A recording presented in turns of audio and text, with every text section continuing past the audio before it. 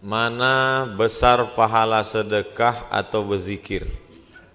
Nah, ini sebetulnya bukan bertanya, ini menawar. Maksudnya berbuat baik dengan beribadah sendiri. Jadi sudah ada kamar-kamarnya. Kalau kita punya tanah, nama tempat beribadahnya wakaf. Kalau cuman punya duit, namanya infak. Punya tanah lebar, wakaf. Punya duit, infak. Tanah tak ada, duit tak ada, sodakoh, senyum, nyengir aja, sodakoh. Nah, jadi ini bukan begitu juga dengan zikir. Zikir amal itu ada 3. Pertama amal badan, kedua amal lisan, ketiga amal harta. Jadi amal harta termasuk sedekah. Jadi Pak Ustadz, mana yang kita laksanakan? Sedekah atau berzikir? Dua-duanya. Sedekah duit tadi masuk, habis itu tetap berzikir. Ma min ayyamin al-amalu salihu fihinna ahabbu ilallah min hadhil ayyamil asri. Min hadhil ayyamil ashri. Tidak ada hari yang paling baik untuk beramal melebihi 10 hari ini. Dan hari ini sudah masuk tanggal 2. Fa'akthiru, maka di 10 hari ini perbanyaklah tahmid, tasbih, takbir, tahlil. Tahmid, alhamdulillah. Tasbih, subhanallah. Takbir, Allahu akbar. Tahlil, la ilaha illallah. Perbanyak tetap. Lalu kemudian berzikir tetap, sedekah tetap. Jadi amal ini kita laksanakan dua-duanya. Saya tak punya duit Pak Ustadz, zikir aja. Zikir pun tak sanggup Pak Ustadz, pergi ke rumah sakit. Entah apa sakitnya itu, tak bisa berzikir. 2. Kalau Bank Riau Kepri enggak jadi syariah, apa boleh kami tinggalkan? Jangan. Karena kalau antum tinggalkan, apa yakin yang menempatinya nanti lebih baik daripada antum atau selevel antum? Oleh sebab itu maka terus berusaha. Ini kan tetap dari mulai direksi-direksi, bupati-bupati, gubernur, alim ulama, dewan syariahnya Ustadz Tengku Zulkarnain, Dr. Zulhendri Rais. Kuat kita nih. Ini menengok pertanyaan ini nampaknya sedang lemah. Bangkit kan semangat. Allahu Akbar. Bangkit sedikit.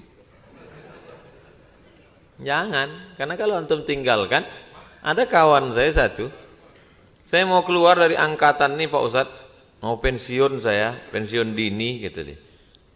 Saya ajak dia berpikir, saya tak mau memfatwa orang, saya tak mau menjudge orang. Kalau kau keluar dari sini, terus yang menggantikan kau itu lebih baik atau lebih jahat? Nampaknya lebih jahat. Kau ikut berdosa nanggungnya, saya bilang. Oleh sebab itu maka berjuang dalam proses perjuangan. Nanti kalau ditanya malaikat, kenapa kau tetap bertahan dalam proses perjuangan? Ustadz, apakah wakaf itu pokoknya tak boleh habis? Wakaf itu begini Pak, Ibu. Soalnya selama ini pemahaman kita tentang wakaf ini sering keliru.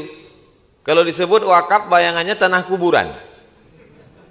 Jadi misalnya Bapak berwakaf tanah. Ini tanah wakaf ini la yurasu, tak boleh diwariskan, wala yuhabu, tak boleh dihibahkan, wala yuba'u, tak boleh dijual. Aku wakafkan tanahku ini 3 hektar untuk yayasan tabung wakaf umat tunai. Tak boleh diwariskan, tak boleh dijual, tak boleh dihibahkan. Maka dibangunlah di atas tanah wakaf itu ruko. Ruko itu pun tak boleh dihibahkan, tak boleh dijual, disewakan boleh. 1 tahun 50 juta, ada 10 ruko 500 juta. Yang 500 itulah yang dipakai untuk biaya operasional, mengirimkan anak-anak ke pondok tahfiz, menyekolahkan yatim piatu, fakir miskin. Pokoknya ini tak boleh. Itu maka disebut dengan wakaf. Wakaf itu ada 4 rukunnya. Orang yang berwakaf, Bapak Ibu, orang yang menerima wakaf, yayasan tabung wakaf umat, barang yang diwakafkan tak boleh habis, dan ada ijab dan qabul. Makanya tak ada wakaf lilin. Lilin tak bisa diwakafkan karena kalau dibakar habis. Jadi kalau yang bisa habis itu apa namanya? Infak. Infak itu materi, benda. Tak bisa infak sodakoh. Senyum itu sodakoh, bukan infak. Tak ada orang wakaf. Tadi disebut Ustadz tadi wakaf subscribe itu wakaf tanda kutip. Itu namanya wakaf new normal. Jadi begitu Bu, Bapak, tentang pokok wakaf. Yang berputar tuh keuntungannya saja. Nah, mantap. Bagaimana tips menjadi istiqomah dalam berhijrah? Balik dari sini nanti, pulang kantor jam berapa? Jam 5. Jangan langsung pulang, putar dulu ke rumah sakit Arifin Ahmad. Masuk ke ruang cuci darah. Kalau security-nya nanya, keluarkan rekaman MP3 saya ini. Mau jumpai siapa Bu? Bapak, ada keluarga pasien? Enggak, disuruh Ustaz Somad saya ke ruang cuci darah. Mau menengok bagaimana kita baru mensyukuri nikmat sehat setelah nengok orang sakit atau sakit. Barulah kita bersyukur nikmat sehat. Oleh sebab itu tak perlu kita sakit menengok orang sakit. Idza marida fa'udhu, kalau ada orang sakit tengok. Saya dalam sebulan itu saya usahakan sekali, 2-3 kali. Makanya kalau ada SMS, Ustadz si fulan sakit di ruang ICU, saya datang menengok supaya istiqomah. Yang kedua, idza mata, kalau ada orang meninggal, fa'udhu, kunjungi dia. Nengok orang meninggal itu istiqomah kita. Saya dalam sebulan ini 2 kawan saya meninggal. Satu angkatan, sama-sama kuliah, sama-sama berangkat ke Mesir, sama-sama kuliah di IAIN 96. Meninggal, umurnya lebih muda pula dari saya, badannya lebih gemuk pula dari saya, lebih sehat lagi. Kalau ditanya lah dokter, gambar saya dengan mereka siapa yang dulu mati, mungkin saya, kata dokter. Tapi karena doa-doa dari jamaah Bang Rio Kepri, belum mati lagi. Nah, oleh sebab itu maka tengok orang sakit, tengok orang mati, turun ke liang lahat, antarkan ke bawah. Nah, itu luar biasa efeknya pada diri. Saya pernah turun ke bawah meletakkan jenazah, memiringkan ke arah kiblat, meletakkan bongkahan tanah itu di belakang biar supaya jangan berbaring. Nah, itu luar biasa. Yang belum mencoba, coba. Ibu-ibu yang suka shopping, ke kubur agak 3 kali sehari. Insya Allah berkurang. Tak percaya, coba. Bagaimana cara menyikapi orang yang mengatakan bank syariah itu tak syariah, masih ada ribanya? Bank muamalah itu masih menginduk ke BI. Makanya ini proses menuju syariah. Proses untuk merubah jadi bank konvensional ke syariah aja 2 tahun. Menuju murni syariah berpuluh tahun. Sampai akhirnya. Jadi kita berada dalam proses itu. Kalau tidak kita mulai, siapa yang memulai? Sedangkan bebuih mulut berceramah menyampaikan bank syariah, bank syariah, bank syariah. Baru bank syariah Islamic Bank ini baru 6%, 94%. Oleh sebab itu ini ada 2 yang perlu, support pemerintah, kepedulian masyarakat. Ustadz itu bisa membangkitkan kepedulian masyarakat lewat tausiah, pengajian. Jangan hiraukan. Orang macam-macam mengejek bank syariah. Apa tuh bank syariah? Bedanya cuma pegawainya pakai jilbab aja. Sekejam-kejamnya ibu tiri lebih kejam bank syariah. Ada pula ngomong gitu. La ilaha illallah Muhammad Rasulullah. Kita berperan. Andai saya mati bank syariah belum terwujud, orang Indonesia belum mengerti, saya lepas tanggung jawab kalau ditanya Allah Ta'ala. Udah kau sampaikan Abdul Somad? Sudah ya Allah. Saat dibakarnya Nabi Ibrahim alaihissalam, ada seekor burung cuman membawa 2 tetes 3 tetes air. Apalah gunanya burung kau cuman bawa, burung pipit membawa setetes 2 tetes air di paruhnya. Mana mungkin padam api Ibrahim dibakar itu, kata burung pipit. Aku tidak berpikir untuk memadamkannya, tapi paling tidak kalau ditanya Allah, aku sudah berbuat. Saya tak ada kuasa, tapi paling tidak saya sudah berbuat. Dibuli, dicaci maki tentang bank syariah, tentang membangkitkan ekonomi umat, belanja di warung tetangga, mesti kita lakukan. Menurut Ustadz, mau ceramah ke sana ke sini badan capek, apa motivasi yang paling atas dari sehingga Ustadz mau berdakwah begini? waktu almarhumah mak saya meninggal, saya turun ke liang lahat itu. Waktu saya turun ke bawah itulah saya merasakan sesuatu bahwa hidup ini tak ada gunanya, tak ada rasanya lagi. Sudah sama aja rasanya. Dulu saya kalau ceramah dekat bupati, dekat wali kota itu, sekarang nih mau bupati, mau wali kota, mau RT, udah rata aja manusia itu. Dulu kalau saya dijemput naik Alphard, dijemput itu ada. Sekarang ini mau naik sampan, mau naik ojek, sama aja semua.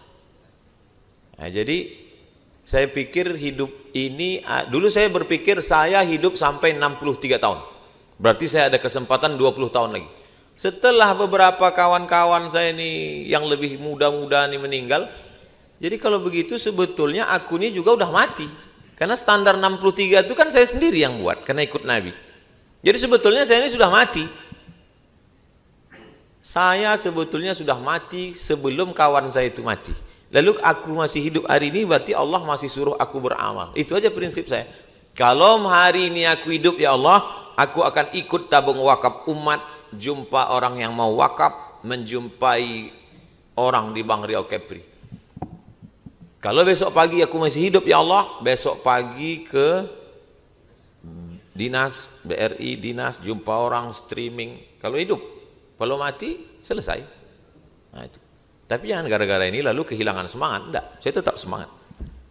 Bukan berarti setelah ingat mati lalu tak semangat. Makin semangat. Makin semangat saya jalan kemana-mana. Saya mengikut perintah Ustadz Al-Nob aja. Kalau kata Ustadz Al-Nob, hadapi si Fulan. Hadapi. Jumpai Pak Fulan. Jumpai. Nah, saya bagian menghadap-hadapi orang aja. Diusirnya, pulang. Dulu kan kita dicari-cari orang, diundang-undang orang. Sekarang enggak. Siapa yang punya tanah, asal lewat nampak tanah kosong, siapa punyanya? Siapa punyanya? Mana rumahnya? Mana alamatnya? Sampaikan sama dia, kita datang. Dia mau datang ke Pekanbaru, kita jumpai. Dia tak bisa datang, kita datang ke rumahnya. Dia tak terima Pak Ustadz, tak jadi. Ada juga yang tak mau nerima. Oh, sedih juga.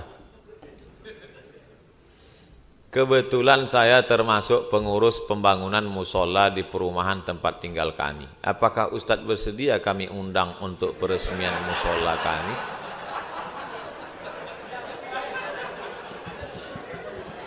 Mengapa saya tidak ada jadwal pengajian padahal saya ada di Pekanbaru? Pertama, tak terelakkan orang ramai datang. Kedua, masjid tak bisa pakai protokol.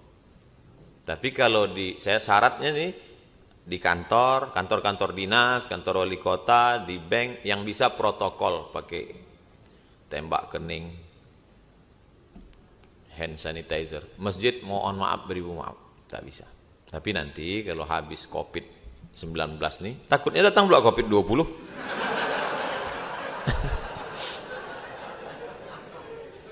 Berapa biayanya? Saya seumur-umur hidup ceramah belum pernah mematok. Kalau mau ngundang harus DP sekian, tinggal di hotel bintang 5, harus dijemput pakai mobil ini, tak pernah. Nah, jadi belum pernah. Jadi sementara sebelum saya tetapkan bandrol nih, undanglah. Nanti kalau udah saya tetapkan payah. Terakhir. Apa hukumnya karyawan yang tidak setuju dengan konversi ke bank syariah? Berat nanti hisapnya di akhirat.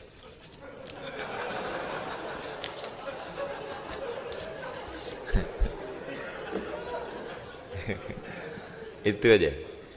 Berat nanti hisapnya di akhirat. Saya tak bilang halal, haram, makruh, mubah. Mudah ngingat deh. Potong video pendek. Potong, masukkan like and share. Masukkan. Ustadz, apa hukumnya orang yang tak setuju dengan konversi ke bank syariah? Berat hukum kau di akhirat nanti. Tak percaya, tengok aja nanti. Yakin akhirat itu ada? Yakin? Yakin bahwa kita akan mati menghadap Allah? Tengok nanti. Yang tak percaya, saya yakin bahwa saya akan mati. Saya yakin bahwa saya akan hidup lagi menghadap Allah. Dan kita tengok sama-sama nanti yang tak setuju dan tak setuju. Nanti di hadapan Allah kita jumpa. Marah Pak Ustaz? Tidak, memang gitu gayanya. Bagaimana hukum berzakat bagi orang yang piutang? Seorang memberi hutang, tapi yang berhutang tak bisa bayar hutangnya. Saya punya duit 100 juta, misal 100 juta berarti zakatnya 2,5 juta, dipinjam oleh Ustadz Yahya. Oh, kalau dibaliklah, tak enak kalau Ustadz Yahya yang minjam. Ustadz Yahya punya duit 100 juta. Nah, itu dia. Kan sekayu awak kan. Ustadz Yahya punya duit 100 juta, dipinjam oleh Abdul Somad selama 1 tahun. Pertanyaannya, siapakah yang membayar zakat duit 100 juta itu? Ustadz Yahya. Yang membayar zakatnya Ustadz Yahya. Makanya orang yang meminjamkan uang itu cepat, makanya akta ayat paling panjang dalam Al-Quran Al-Baqarah 282. Ya ayyuhalladzina amanu, hai orang beriman, idza tadayantum bidainin, kalau kalian menjalin transaksi utang piutang, ila ajalim musamma, sampai batas tertentu, faktubuh, tulis, wal yaktub bainakum katibun bil adli, hendaklah yang menulis itu seorang penulis profesional yang adil, wastashidu syahidaini mir rijalikum, yang menulis itu mesti ada saksi 2 orang laki-laki, illam yakuna rajulaini, kalau tak ada 2 orang laki-laki, farajulun 1 orang laki-laki, wa imra'atani 2 orang perempuan. Saksi nikah tak boleh perempuan, tapi saksi jual beli boleh 2 orang perempuan. Antadillah ihdahuma fatudzakkira ihdahumal ukhra, kalau satunya lupa yang lain mengingatkan. Macam mana hutang kau dulu sama Ustaz Yahya? Segan aku ingatkan. Kenapa? Ustaz Somad yang berhutang ini. Sampai tanggalnya, Ustaz dulu berhutang tanggal 7 Februari 2021 kan ya? Berarti mesti dibayar 7 Februari 2022 ya? Mesti ada yang mengingatkan. Ustaz kapan bayar? Kalau dia tak bisa membayar, wa in kana dzu usratin, kalau dia dalam kesusahan, fa naziratun ila maisarah, tunggu sampai lapang. Sama-sama. Ya, kapan bayar? Tunggulah agak lapang sedikit. Kapan lapangnya? 7 Mei. Oke, 7 Mei. Sampai 7 Mei datang lagi.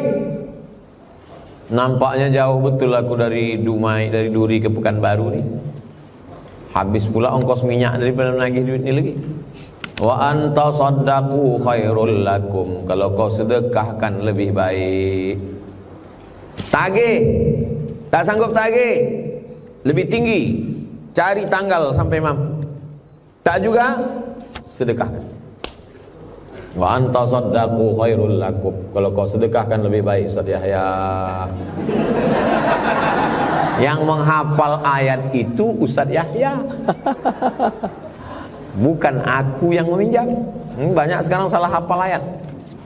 Yang meminjam hafal Al-Baqarah 282. Ya'ti yaumal qiyamati bi sholatin, ada orang yang datang pada hari kiamat, sholatnya banyak, puasanya banyak, zakatnya banyak, tapi ternyata amalnya tak ada sama sekali. Gara-gara apa? Makan harta orang, gara-gara tak bayar utang. Sekarang orang tak bayar utang malah merasa berprestasi. Syanu meninggal, alhamdulillah, aku ada utang sama dia. Padahal itu menjadi beban pada hari akhirat.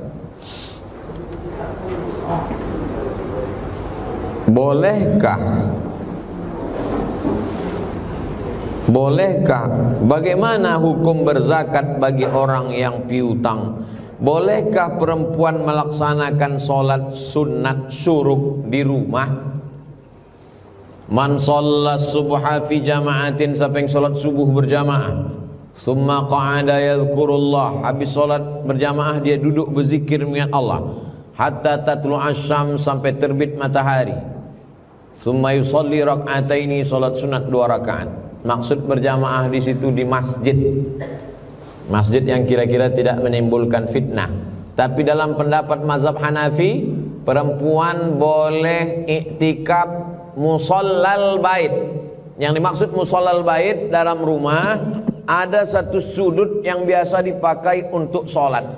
Karena ada tuh di rumah ibu, walaupun tak ada musola khusus macam rumah orang-orang kaya itu, tapi ada pojoknya yang selalu sajadah di situ tempat sholat, maka itu dianggap sebagai musollal bait. Boleh menurut mazhab Hanafi iktikaf di musollal bait. Apalagi sekarang takut ke masjid karena covid, karena itu, karena ini, karena tidak aman, maka ibu iktikaf di musollal bait, sholat subuh sampai zikir terbit matahari, sholat sunat isyraq 2 rakaat.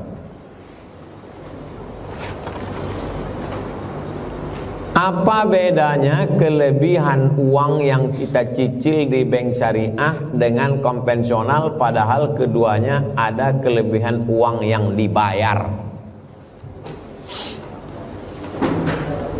Pinjam duit 100 juta, bayar 120 juta. Beli motor, beli mobil 100 juta, bayarnya juga tiap bulan 120 juta. Kenapa di sini haram? Kenapa di sini jadi halal? Karena di sini tidak ada perputaran, hanya duit ke duit, duit ke duit. Sedangkan di sini ada perputaran barang. Maka dalam Islam duit tak boleh disimpan. Makanya ada zakat duit. Supaya apa? Supaya orang tidak mau nyimpan duit. Tapi dalam riba, duit justru disimpan, dibungakan. Dalam Islam duit itu mesti diinvestasikan. Pensiun dapat duit 1 miliar, pensiun dapat juga duit 1 miliar. Yang ini yang 1 miliar diletakkannya ke bank, tiap bulan dia dapat terus, mau untung mau rugi mau tak dapat terus. Tapi yang ini diinvestasikannya, maka sejak dia investasikan duit ini, dia lebih khusyuk berdoa. Dipanggilnya beberapa anak muda, kau ternak ayam, kau ternak puyuh, kau ternak lele, kau tanam sawit, kau tanam karet, pakai duit ini 1 M. Sejak duit itu dia kasih, maka tiap malam doanya lebih khusyuk daripada sebelumnya. Bangkit adrenalin ibadahnya. Dan setiap datang angin kencang, dia selalu bangun mendoakan, ya Allah, jangan sampai puyuh anak muda ini mati karena hutang tak balik. Di sini dia tak peduli, karena uang dengan uang. Di sini ada transaksi, ada barang yang berputar. Maka dalam Islam sama seperti sumur. Air sumur itu kalau airnya dibiarkan saja busuk. Tapi kalau air sumur dikuras, ditimba, maka muncul air baru yang segar. Begitu juga dengan darah manusia. Darah ini mesti segar. Jadi penyebabnya karena di sini ada perputaran barang. Orang mesti ada barang. Sekarang ini hampir tak ada perputaran barang. Umat Islam mestinya dari bangun pagi sampai tidur malam ada perputaran barang. Bangun pagi, masuk kamar mandi, gosok gigi, mesti ada umat Islam yang ngurus odol, mesti ada umat Islam yang ngurus sikat gigi. Mandi, mesti ada umat Islam yang ngurus sampo, mesti ada umat Islam yang ngurus sabun. Habis itu dia pakai sholat sarung, mesti ada umat Islam yang ngurus sarung. Sholat pakai sejadah, mesti ada umat Islam ngurus sejadah. Maka perputaran uang di antara umat ini, bangkitlah ekonomi umat. Ke depan anak-anak umat Islam, anak-anak muda mesti disadarkan pada ekonomi ini, insyaallah. Amin.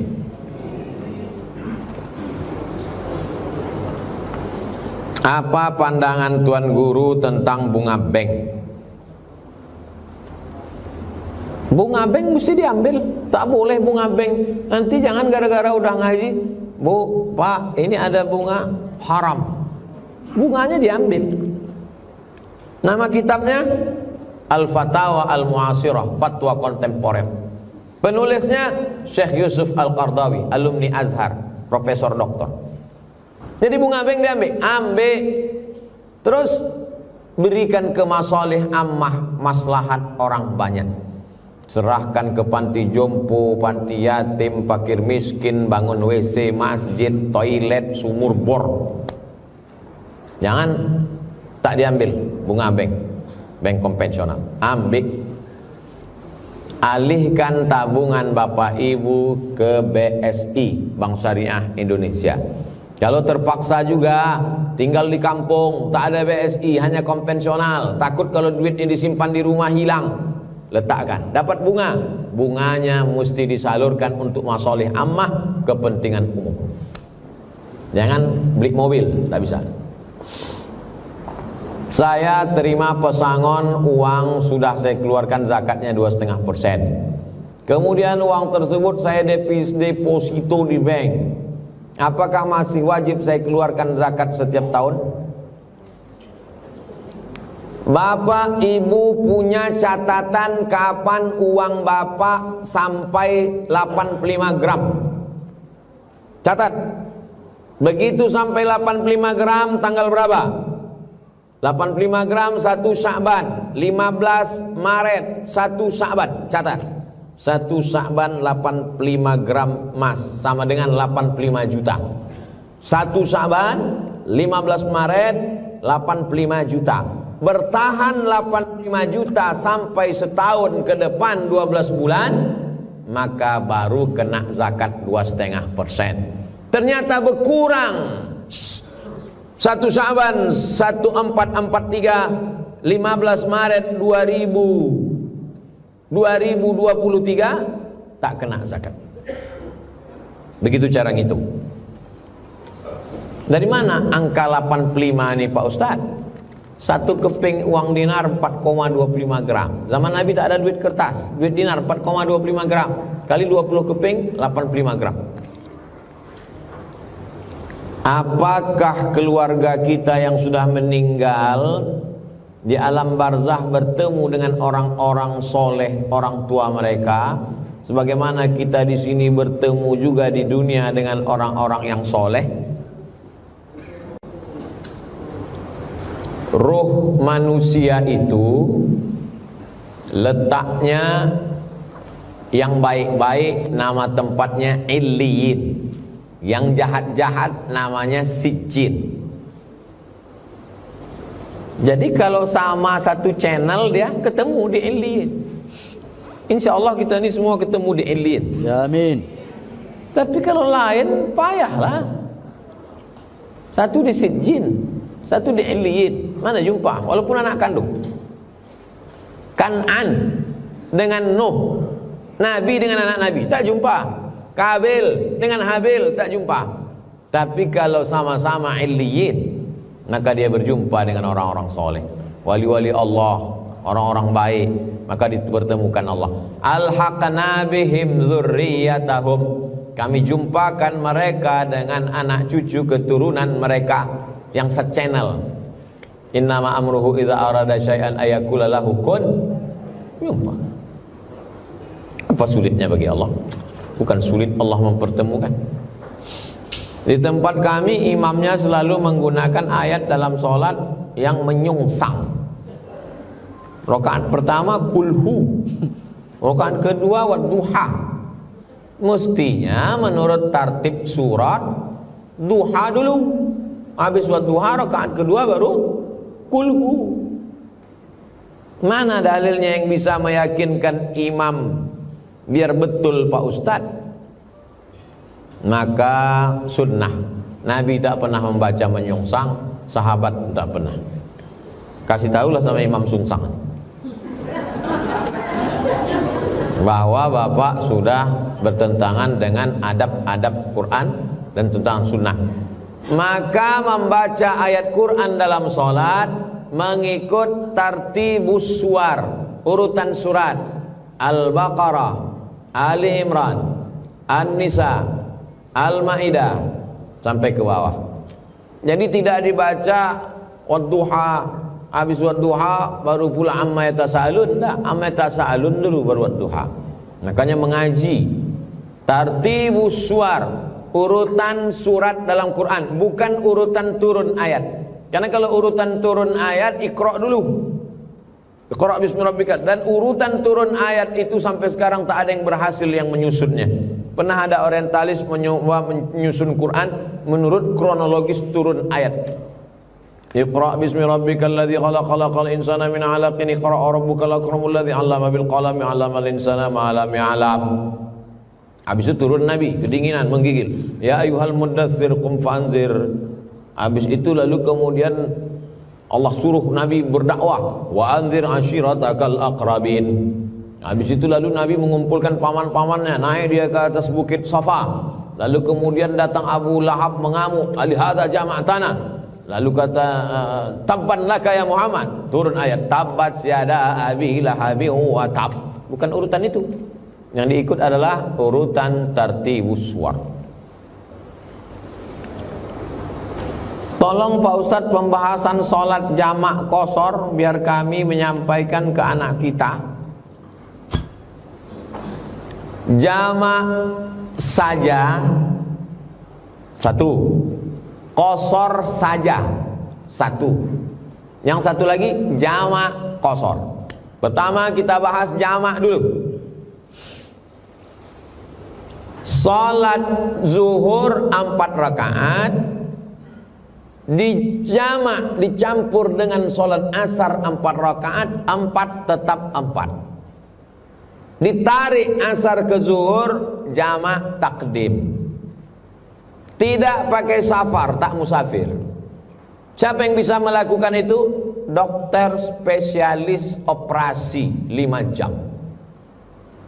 Operasi dimulai jam 1, 2, 3, 4, 5, 6. Otomatis kalau berhenti jam 6 dia tak bisa sholat asar.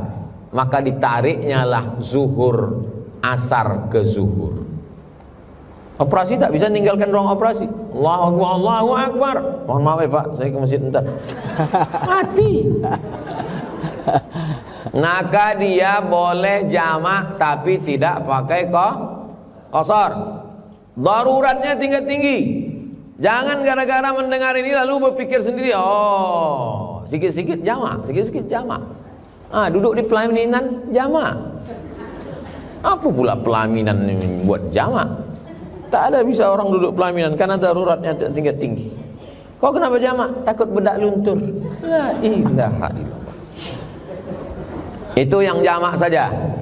Masuk operasi dokter bidan, tugas gugus covid, pakai pakaian astronot, masuk jam 11, 12, 1, 2, 3, 4, 5, 6 jam, keluar jam 5, tidak keluar dari kota Duri, maka dia jamak saja tak pakai qashar.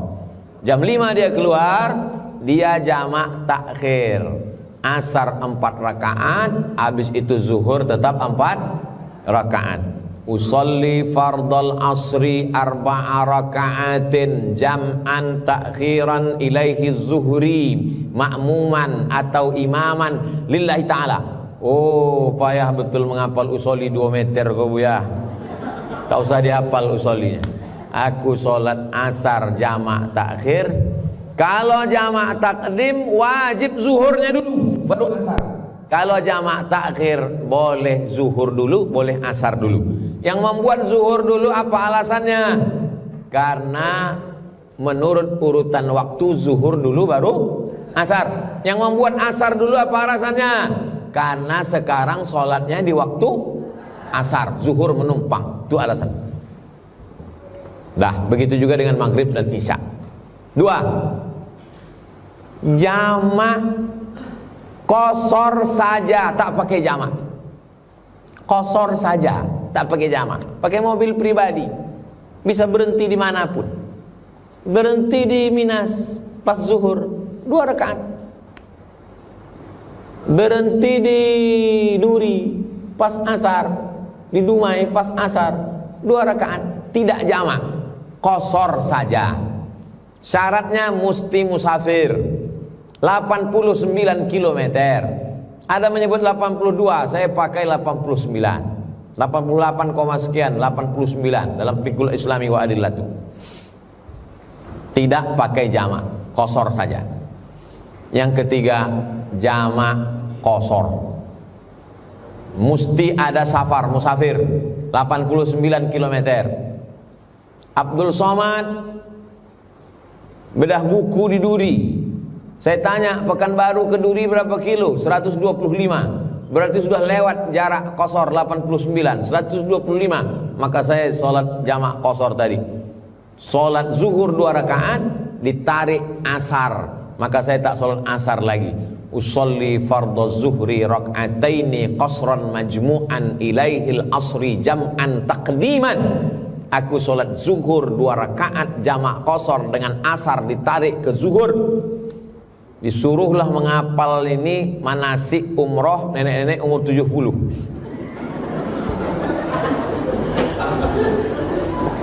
Pengalaman mak saya, makcik saya, keluarga saya, kalau saya ngasih manasik, oma, atau wa, tak usah kalian hafal nih.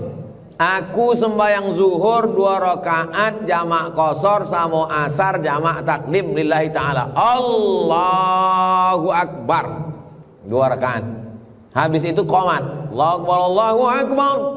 Asyhadu an la ilaha illallah. Asyhadu anna Muhammadar Rasulullah. Hayya 'alas shalah, hayya 'alal falah. Begitu qomat. Ini ada hayya 'alas shalah, ti hayya 'alal falah. Ada tihai di situ. Qad qamatis shalah, qad qamatis shalah. Kalau berhenti begitu. Ini saya tengok ada qomat.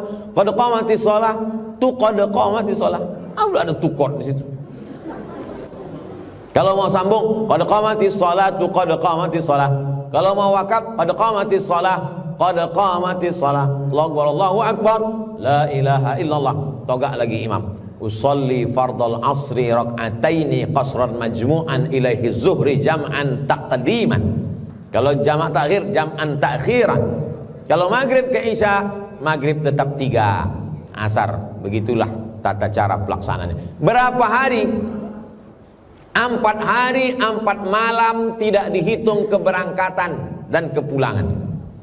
Berangkat dari Duri ke Jakarta hari apa kok? Ahad. Sampai ke Jakarta malam Senin. Berarti dia bisa jamak qashar Senin, Selasa, Rabu, Kamis. Masuk Jumat sudah mukim 4 hari 4 malam, tidak dihitung keberangkatan. Jadi Ustadz pernah jamak terus, pernah sebulan jamak terus. Ke Aceh 3 hari, habis itu pindah Palembang 3 hari, habis itu pindah Jakarta 3 hari, habis itu pindah. Kalau keberangkatan ke satu daerah tak diketahui pulangnya kapan, urusan ke Jakarta menunggu Pak Dirjen. Tanya kantor, kapan Pak Dirjen balik? Wallahu a'lam bissawab. Nabi salat qashar 19 hari. Waktu dia dari Madinah ke Makkah, pembebasan kota Makkah tahun 8 Hijrah, Nabi mengqashar salat 19 hari. Kenapa? Karena tak tahu pulangnya kapan.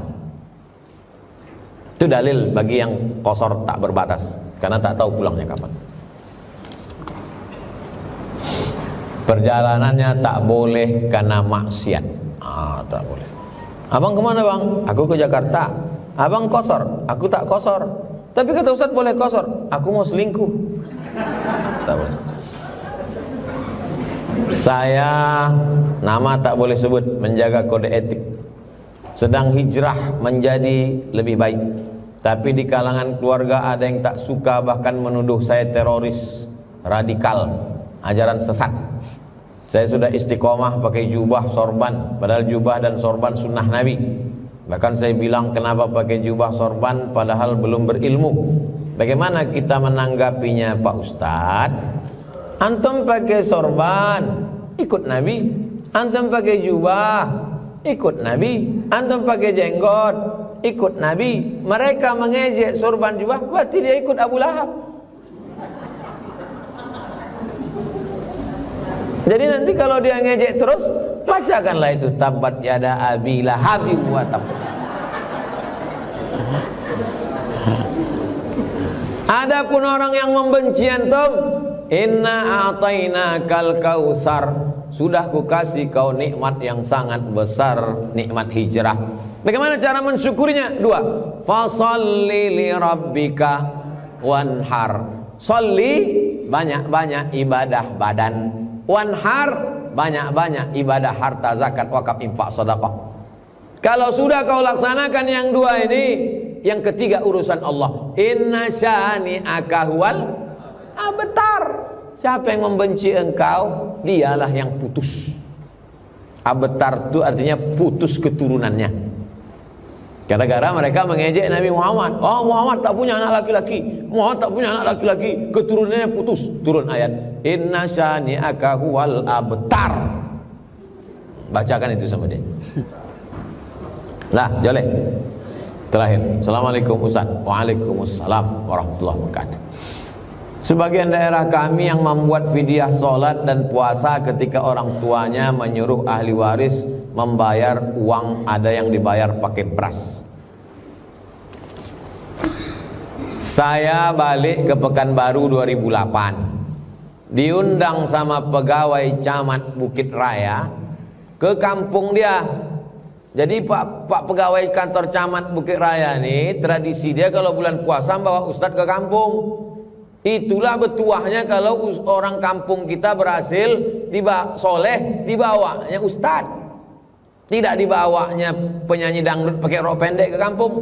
Berguyang atuk-atuk mabuk semua. Dibawanya lah Abdul Somad ke kampung. Nama kampungnya Langgam, Kabupaten Pelalawan. Datanglah Abdul Somad LCMA yang merasa sudah tahu segalanya. Tanyalah sama orang Langgam. Assalamualaikum Buya. Waalaikumsalam. Kami di kampung kami ada tradisi. Apa itu? Orang meninggal, sholatnya dibayar pakai beras. Maksudnya dulu tak ada tuh baju. Mohon maaf Pak, saya belum bisa jawab. Nanti saya balik ke Pekanbaru, saya cari jawabannya. Baliklah ke Pekanbaru, buka kitab balik. Rupanya ceritanya panjang. Siap Bapak Ibu mendengar ceritanya? Dah. Jadi ada seorang ulama dari kalangan mazhab Syafi'i. Ada seorang ulama bernama Muhammad bin Idris Asy-Syafi'i. Namanya Imam Syafi'i. Kata Imam Syafi'i, siapa yang bernazar iktikaf, meninggal dia, maka satu malam iktikafnya itu dibayar 1 mud. 1 mud itu 7 ons setengah. Jadi kalau saya bernazar, aku nanti kalau badanku sehat, aku iktikaf 10 malam, mati saya, berarti ahli waris saya membayar iktikaf 1 malam 7 ons setengah. Berarti setelah saya mati, dia mesti membayar iktikaf 7,5 kilo. Ijtihad Imam Syafi'i. Datanglah satu ulama dari kalangan mazhab Syafi'i. Bukan Imam Syafi'i, ulama dari kalangan mazhab Syafi'i. Lupa saya namanya, saking lamanya udah pertanyaan. Kata dia, kalau ijtihad Syafi'i iktikaf 1 malam 1 mud, maka 1 sholat pun bisa dibayar 1 mud. Jadi bukan ijtihad Imam Syafi'i, ijtihad ulama dari kalangan mazhab Syafi'i. Sesudah itu datang Imam Nawawi. Ditulisnya dalam kitab Majmu' Syarah Muhazzab bahwa di antara ijtihad dalam mazhab Syafi'i, orang yang meninggalkan 1 sholat bisa dibayar 1 mud. Ijtihadnya berdasarkan pendapat Syafi'i, bukan pendapat Imam Syafi'i. Itulah yang terjadi. Si fulan meninggal, ya inilah diserahkan beras. Tapi saya tak mengamalkan ini.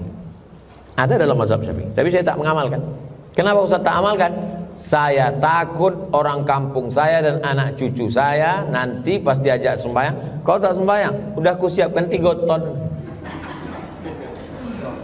Tapi kalau ada orang kampung melaksanakan ini, saya tidak salahkan. Karena kalau saya salahkan berarti saya berani petantang petenteng, ini imam-imam besar, mana kita berani. Ijtihad dia, kullu mujtahid musib. ijtihadnya benar. Jadi kalau ada orang bayar, tiba-tiba sampai ke Indonesia dimodif ijtihad ini. Imam Syafi'i, ulama dalam mazhab Syafi'i, Imam Nawawi, datang pula ulama dari Indonesia. Kata dia, beras tadi boleh diserahkan secara simbolis hanya 3 kilo saja. Ini udah tak betul. Dari beras ini jadi 3 kilo, disimboliskan lagi pula, datang satu lagi kelompok, disimboliskan lagi, jadi hanya bentuk perhiasan emas saja. Habis itu emasnya pun dibalikkan lagi. Ini udah menyalahi kaedah-kaedah.